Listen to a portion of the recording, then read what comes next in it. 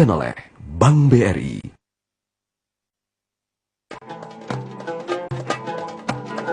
Assalamualaikum warahmatullahi wabarakatuh, pemirsa.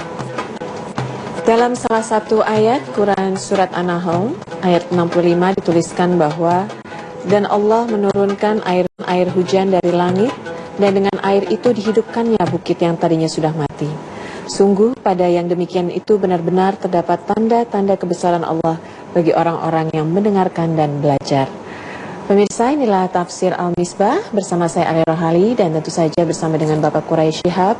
Assalamualaikum warahmatullahi wabarakatuh, Bapak. Waalaikumsalam warahmatullahi wabarakatuh. Dan juga sudah hadir di studio tamu kita pada hari ini. Beliau adalah seorang penulis dan juga pendiri dari Yayasan Asma Nadia, Ibu Asma Nadia. Assalamualaikum warahmatullahi wabarakatuh. Boleh dipanggil Ibu Nadia? Boleh. Bagaimana kabar yayasannya? Alhamdulillah, kita mengorganisir 121 perpustakaan du'afa. Mohon doanya Pak Quraisy, mimpi saya 1000 perpustakaan du'afa, mudah-mudahan bisa terwujud. Insya Allah, amin, mudah-mudahan. Dan pemirsa di rumah, pada hari ini kita akan kembali mendengarkan uraian ya, kajian makna dari yang terkandung di dalam Quran Surat An-Nahl, dimulai dari ayat 61. Silakan Pak Quraisy. Baik, bismillahirrahmanirrahim. Kita mulai dari ayat 61. Ya. 61. Baik. A'udzubillahi minasyaitonirrajim. Bismillahirrahmanirrahim. Walau yu'akhizullahu an-nasa bidzulmihim ma taraka 'alaiha min dabbah walakin yu'akhiruhum ila ajalin musamma.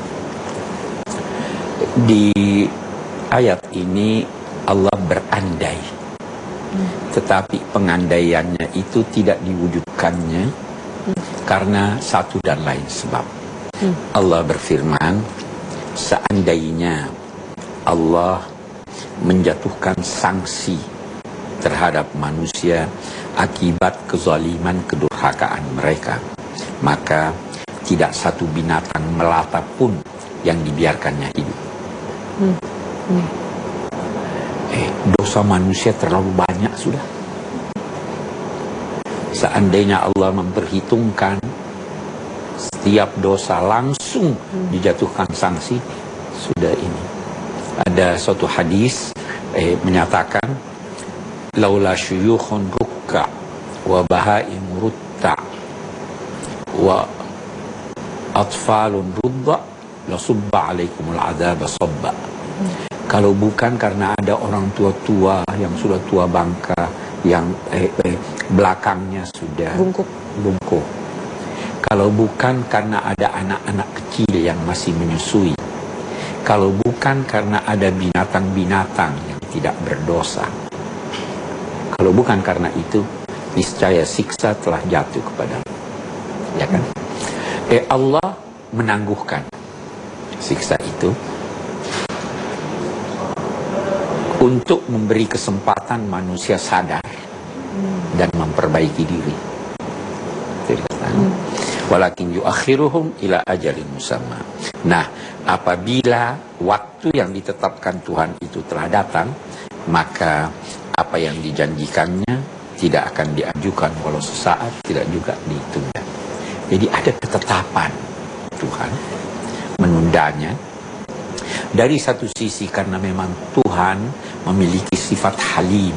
Halim itu artinya menahan diri. Sifat terbunyi, menahan diri, tidak segera menjatuhkan sanksi. Orang-orang musyrik yang ada di Mekah itu, boleh jadi di tempat lain juga, mereka itu menjadikan, mempercayai bahwa Tuhan memperoleh, memiliki, mendapatkan apa yang mereka tidak sukai. Apa maksudnya ini? Kaum musyrik di Mekah itu dulu tidak senang anak perempuan. Datang. Mereka senangnya anak laki. Mereka berkata, ini perempuan tidak ada harganya nih. Kalau dia mau membantu, dia nangis. Kalau dia mau membantu, dia mencuri uang suaminya untuk dia. Tidak ada gunanya. Yang berguna itu laki-laki yang bisa berjuang mencari duit. Nah, dia katakan bahwa Tuhan itu punya anak, tapi anaknya perempuan.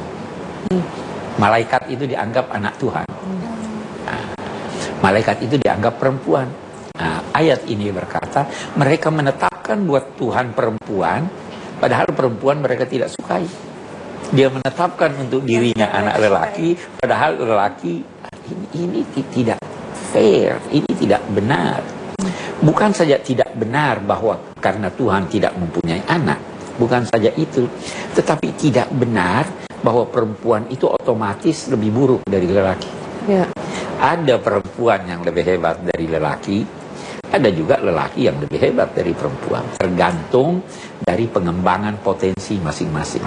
Ya. Dulu, ketika ibu Maryam alaihissalam itu mengharap anaknya laki-laki, ya, supaya bisa menjaga, mengurus gereja. Tiba-tiba dia melahirkan perempuan.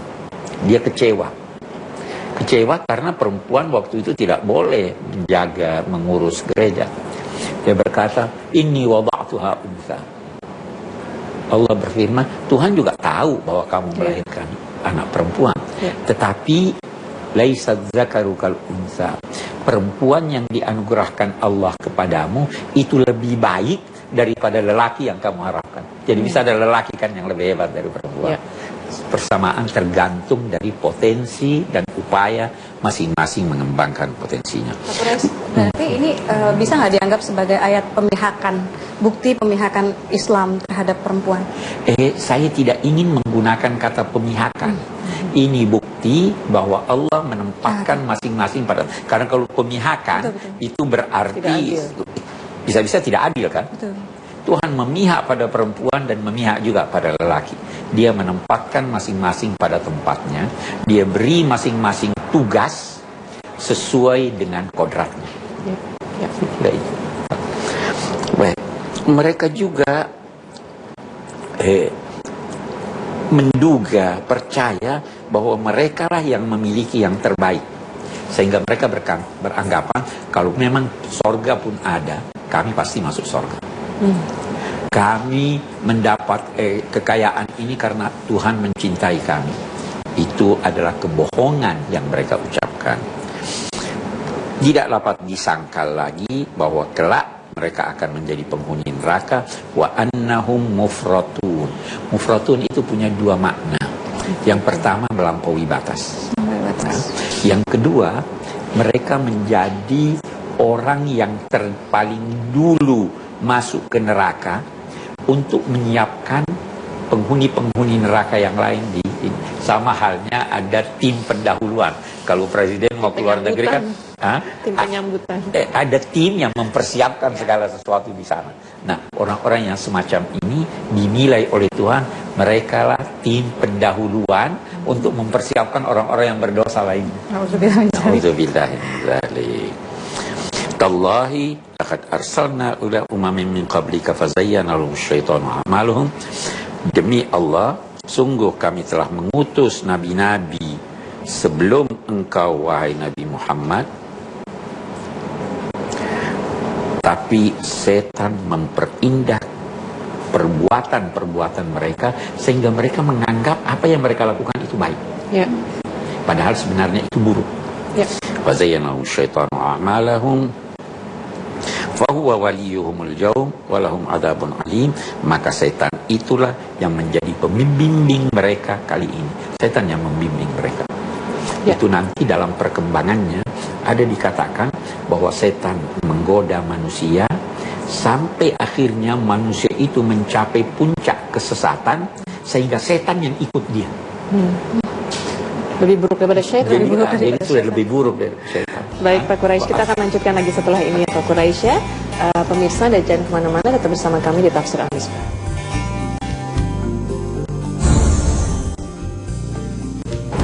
Jadi susu itu, ada yang mengartikannya, susu itu berada di antara darah dan kotoran.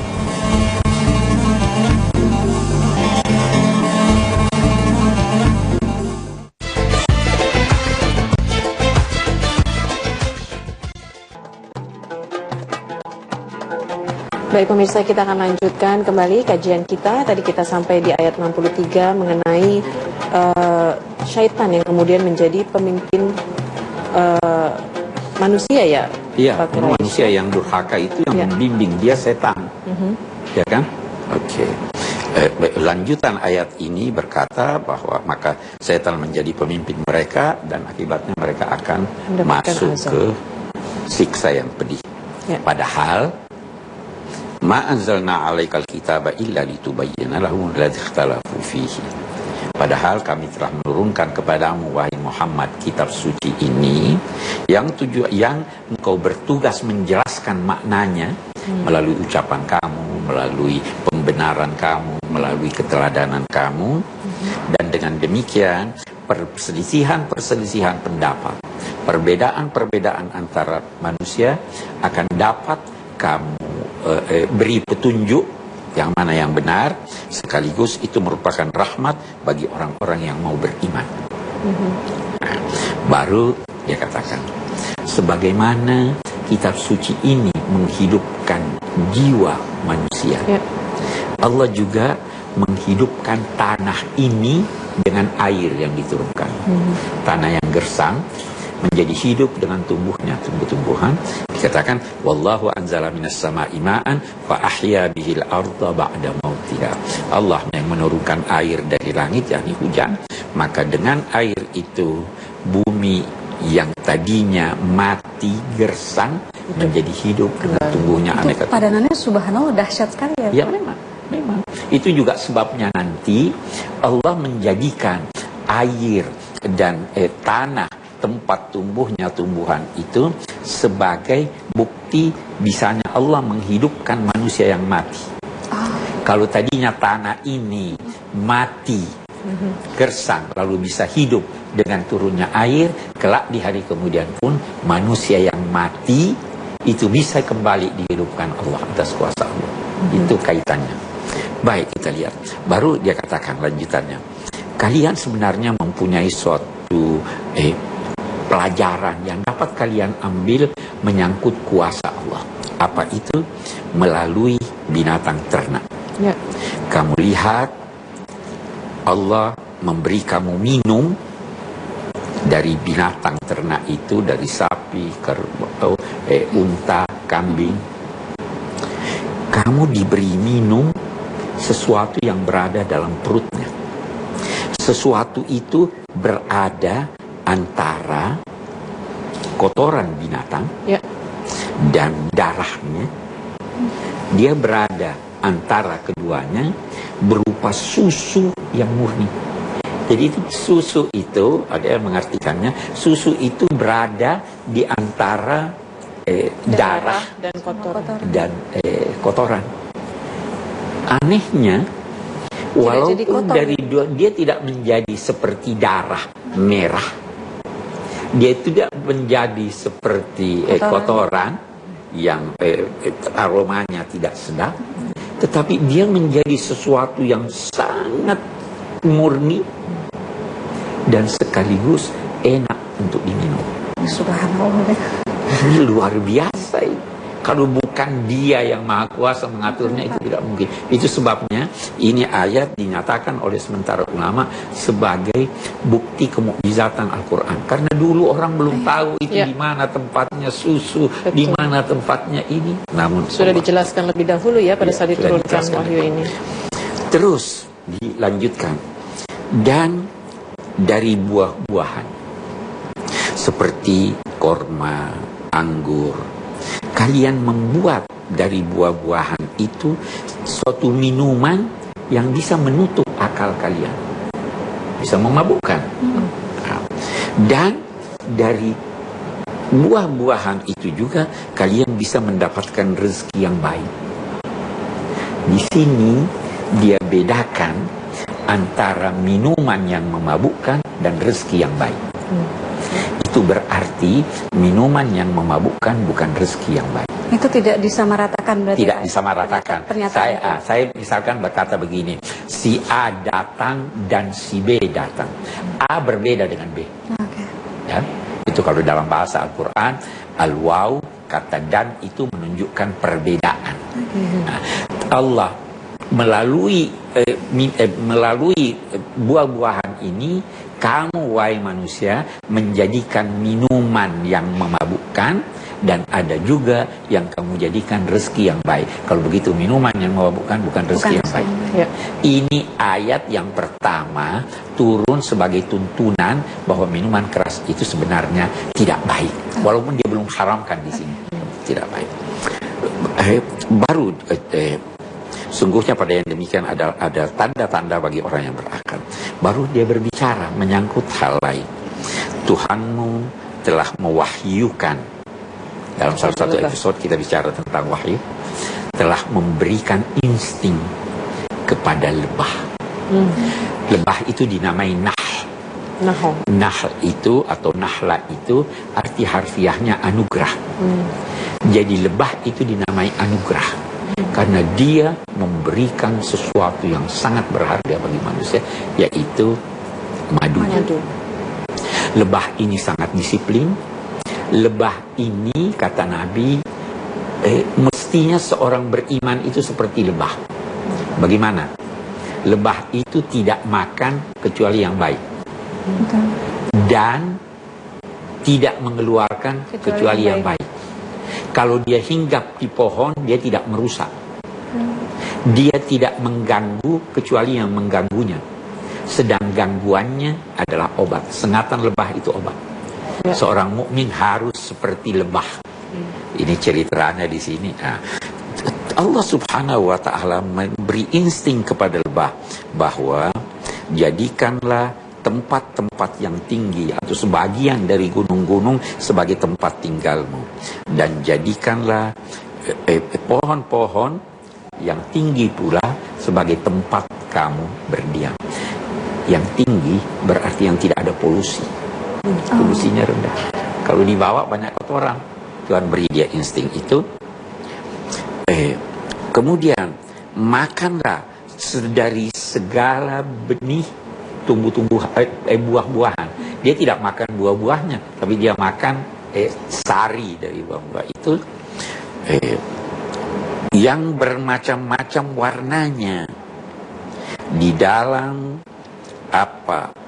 minuman yang bermacam-macam warnanya itu madu. Madu itu bermacam-macam warnanya. Ada madu putih, ada merah, ada hitam. Tergantung dari pohon yang dia ambil sarinya. Di sana terdapat syifa, obat bagi manusia. Sungguh pada yang demikian itu terdapat tanda-tanda bagi orang-orang yang berpikir. Nah, baru lanjutannya ini berbicara tentang manusia. Bagaimana Allah menciptakan manusia, menumbuh kembangkan dia sampai pada usia yang lanjut, sehingga kualitas hidupnya rendah. Boleh jadi pikun, sehingga dia tidak ingat lagi apa yang dulu pernah dia ingat, dia tidak tahu lagi. Ini semua ada tanda-tanda bagi kekuasaan Allah Subhanahu wa Ta'ala. Oke. Kita lanjutkan. Baik, kita sudah sampai di ayat kurang lebih 69 ya. Kita akan lanjutkan lagi sebelum kita juga nanti akan melihat tayangan VT. Ada pemirsa yang ingin mengajukan pertanyaan kepada Bapak Quraish, akan dicoba dijawab. Tapi setelah ini pemirsa tetap bersama kami di Tafsir Al-Misbah.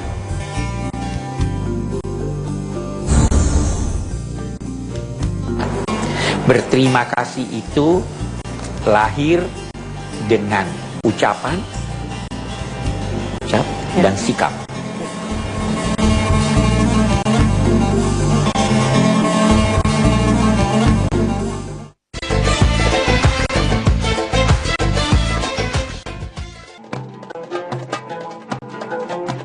Ya baik pemirsa, kita akan langsung saja coba untuk menjawab. Bapak Quraish akan menjawab pertanyaan dari pemirsa. Kita akan lihat tayangannya berikut ini, silakan. Assalamualaikum warahmatullahi wabarakatuh. Pak Quraish, saya mau bertanya. Dalam surat An-Nahl ayat 20 disebutkan bahwa peristiwa demensia atau pikun pada manusia merupakan salah satu ketetapan Allah, sehingga kita tidak dapat mengetahui apa yang telah kita perbuat. Bagaimana kita harus menyikapi hal ini? Apakah peristiwa pikunnya seseorang merupakan sebuah teguran, atau malah salah satu cara Allah untuk mengembalikan seseorang manusia pada titik nolnya? Terima kasih. Wassalamualaikum warahmatullahi wabarakatuh. Assalamualaikum warahmatullahi wabarakatuh. Ya, mungkin yang dimaksud ini di ayat 70 ya, Pak Quraisy ya. Baik, satu hal dulu. Kita ingin baca dulu ayat Ya, kita. silakan. Apakah kita pahami atau tidak? Ya. Dia katakan, Allah, wallahu khalaqakum thumma yatawaffakum. Allah yang menciptakan kamu, dan Allah juga setelah kamu tercipta yang mewafatkan kamu. Nah, antara penciptaan, antara kelahiran kita dan wafat ada waktu. Ya.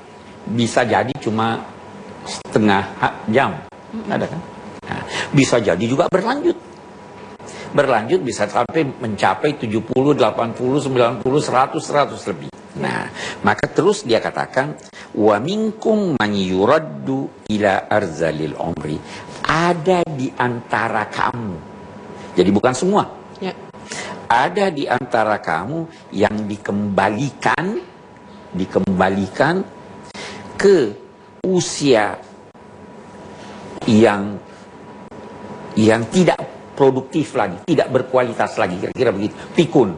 Nah, jadi ada yang berlanjut usianya sampai mencapai tingkat yang menjadikan dia sudah seperti anak-anak lagi.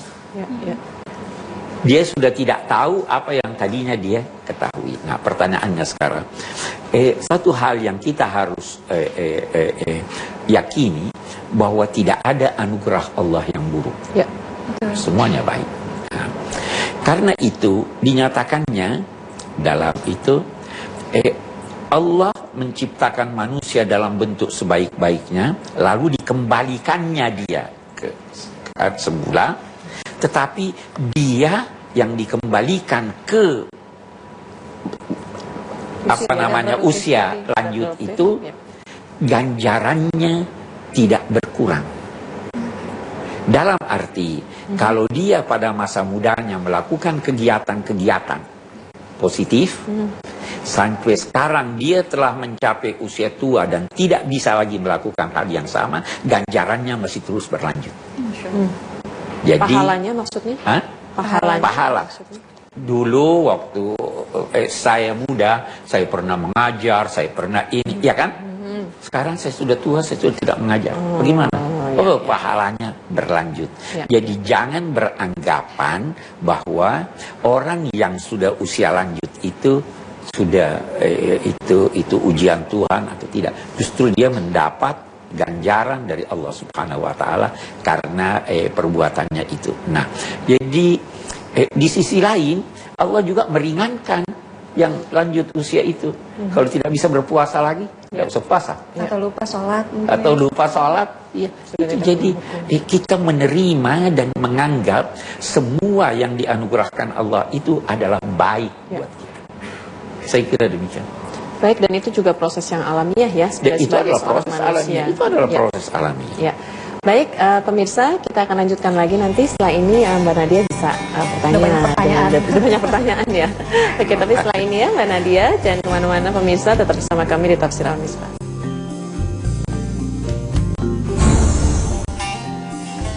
Kalau misalnya suami selingkuh gitu atau apa, itu sebetulnya memang hukuman gitu ya, atau anak sakit gitu, hukuman atau ujian.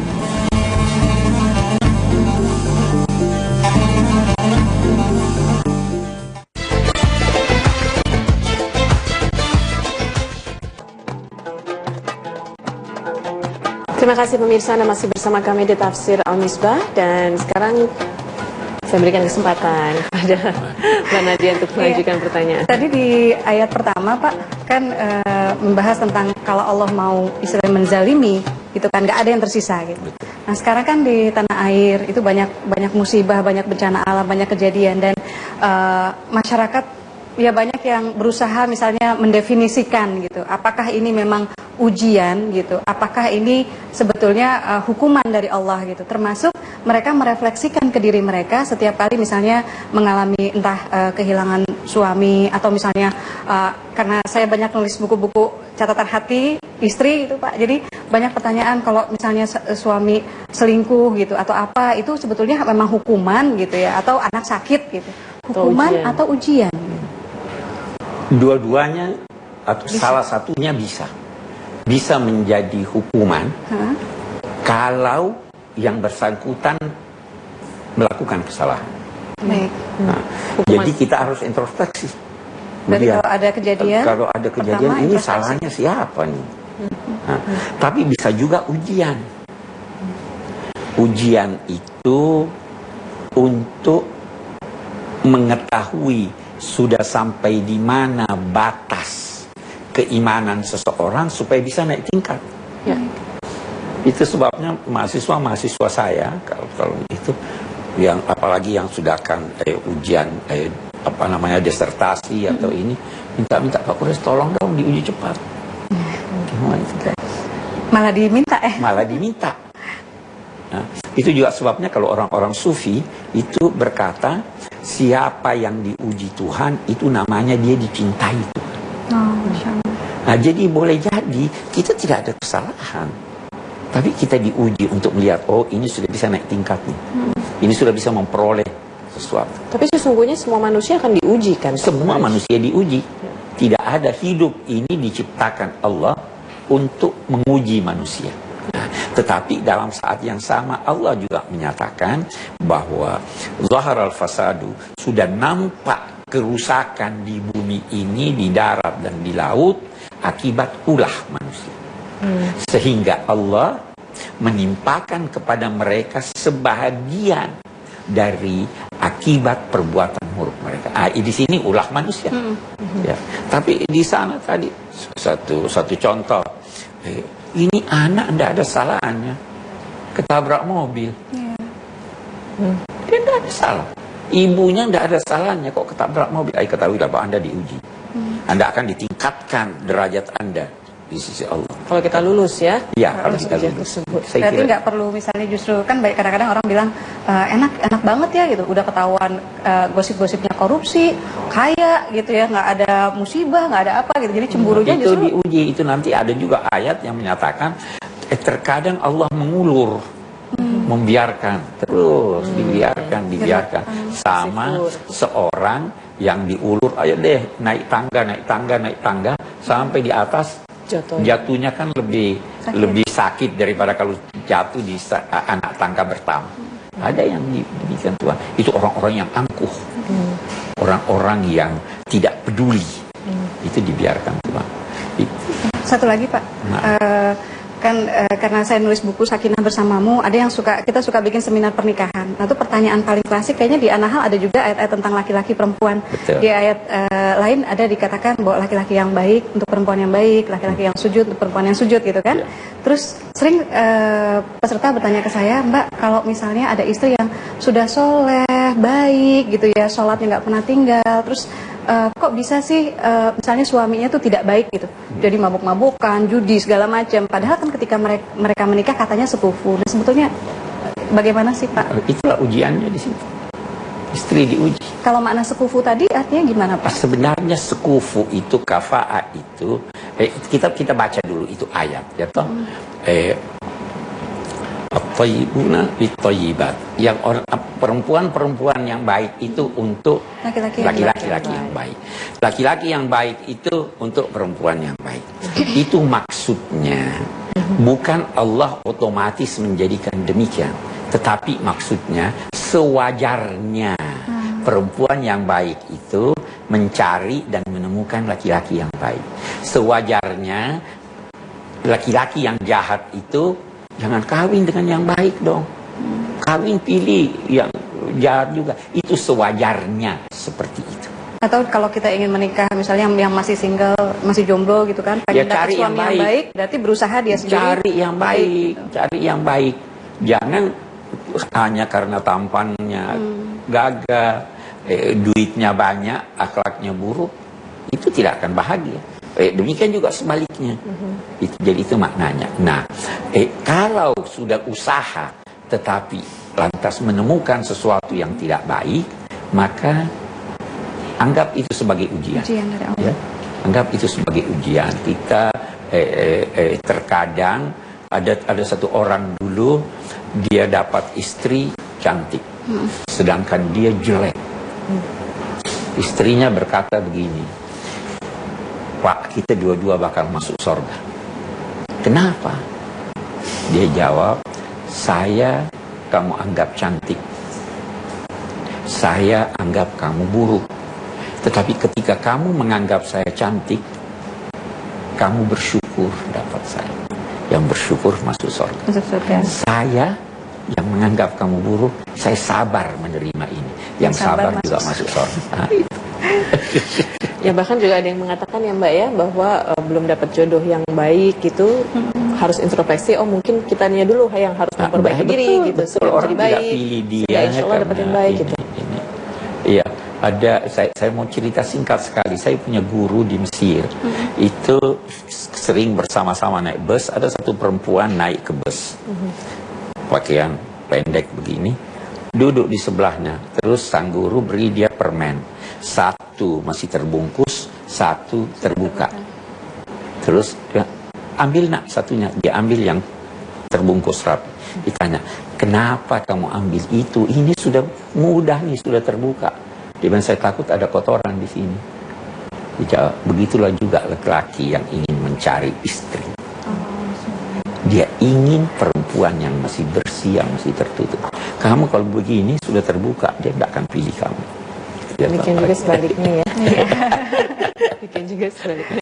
Oke baik, kita akan lanjutkan setelah ini. Mungkin nanti ada yang belum kita uraikan maknanya, akan coba diuraikan oleh Pak Quraisy, dan juga akan ditarik kesimpulan dari apa yang sudah disampaikan pada hari ini. Jangan kemana-mana, tetap bersama kami di Tafsir Al-Misbah.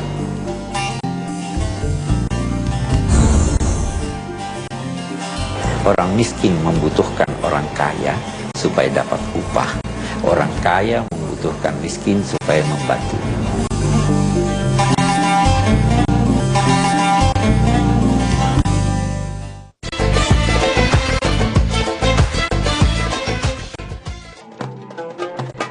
Ya baik pemirsa, kita akan coba untuk menguraikan kembali ya beberapa ayat yang tadi belum sempat kita uraikan di Quran Surat An-Nahl ini. Tadi sampai ayat 70.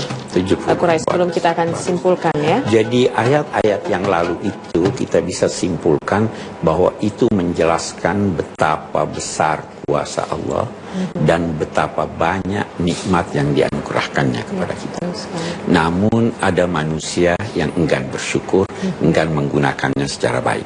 Kita lihat lagi sekarang. Wallahu faddala ba'dakum ala ba'din fir rizq.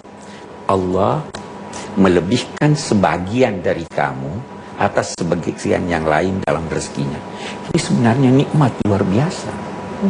Kalau tidak ada orang butuh, siapa yang akan mengangkatkan tas orang yang kuat, tetapi kaya? Orang miskin membutuhkan orang kaya supaya dapat upah. Orang kaya membutuhkan miskin supaya membantunya. Siapa yang akan memberi kita, singkatnya, manusia ini makhluk sosial. Tidak bisa tidak kecuali saling bantu-membantu. Jadi itu anugerah Allah.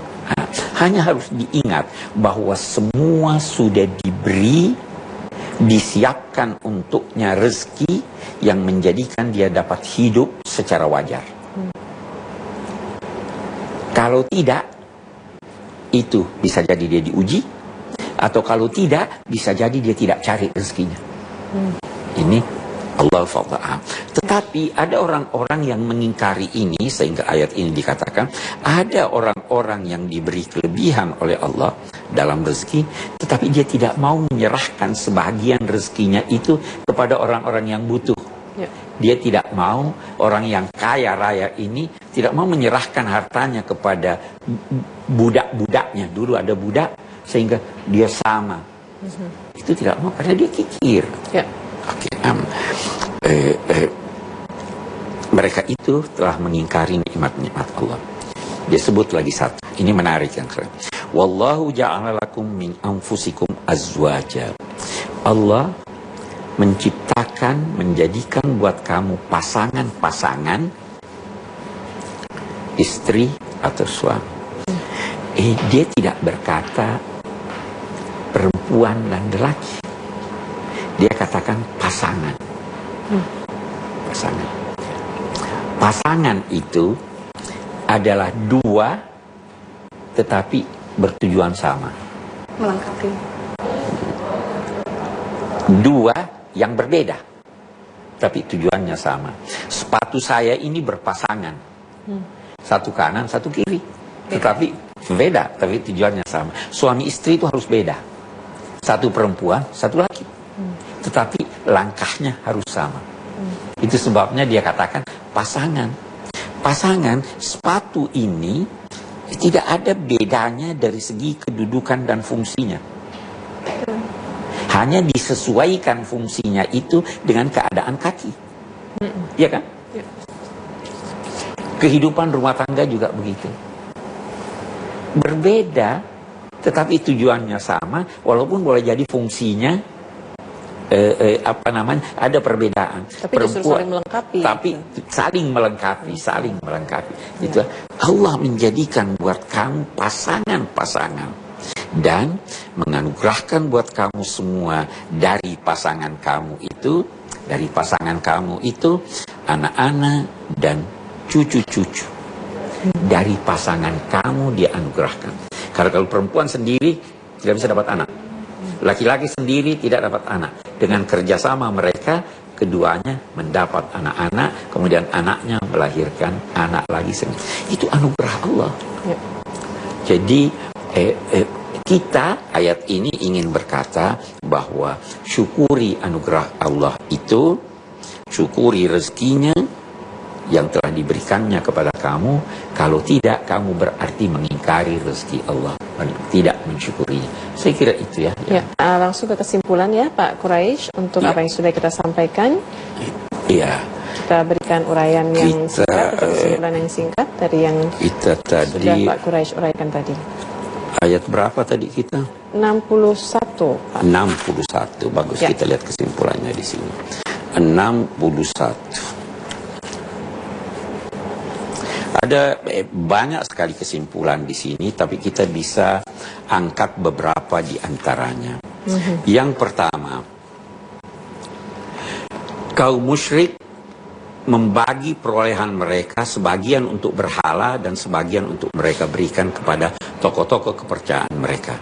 Mereka beranggapan bahwa mereka memperoleh yang terbaik, sehingga mereka baru bersyukur kalau mendapat anak lelaki dan tidak mendapat anak perempuan. Ya. Padahal lelaki dan perempuan itu kedudukannya sama, bahkan bisa jadi lebih baik perempuan daripada lelaki.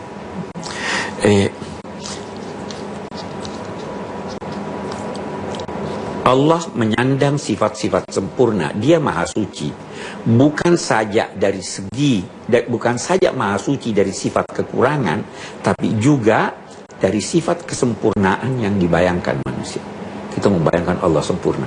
Bayangan Anda itu belum sampai pada hakikat. Jadi dia maha suci dari. Menjatuhkan hukuman terhadap manusia secara langsung karena kezaliman mereka tidak mungkin dilakukan Allah. Mereka akan ditangguhkan sampai waktu yang ditentukannya. Itu sebabnya orang berkata begini, orang yang korupsi itu dan tertangkap, itu bukan korupsinya yang pertama. Dia sudah pernah korupsi belum ketahuan. Nanti setelah tiba waktunya baru dia ditangkap.